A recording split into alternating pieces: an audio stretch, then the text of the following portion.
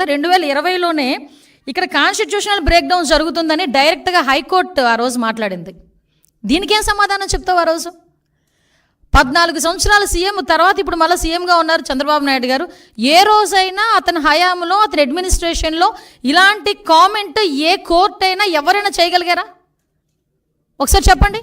నువ్వు పీఠమికి ఒక సంవత్సరంలోనే, సీఎం అయిన సంవత్సరంలోనే ఆంధ్రప్రదేశ్ హైకోర్టు ఇలా మాట్లాడింది నీ మీద. ఇది అథెంటికేషన్.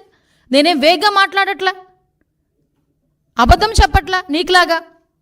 అంటే నువ్వు ఈరోజు పొలిటికల్గా మన కాన్స్టిట్యూషన్ బ్రేక్ డౌన్ అవుతుందని చెప్పి రాష్ట్రపతి పాలన విధించాలని ఏకంగా మాట్లాడుతున్నావంటే నీకు ఎంత తహతహగా ఉందో అధికార పీఠంలో కూర్చునిపోవడానికి నాకు అర్థం. అంటే అధికారం కోల్పోయి నెల రోజులకే ఏ రకంగానైనా దొడ్డిదారిని ఎలా అయినా వెళ్ళిపోవాలని ప్రజల్ని మభ్యపెట్టడానికి నువ్వు చేస్తున్న మైండ్ గేమ్ క్లియర్గా జనాలకు అర్థం కావాలనే ఉద్దేశంతోనే నేను ఈరోజు ప్రెస్ ముందు కూర్చున్నా.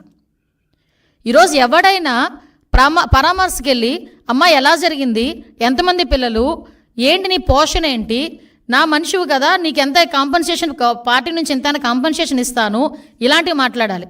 అతగాడు ఏం మాట్లాడాడండి? నీకు అమ్మఒడి వచ్చిందా?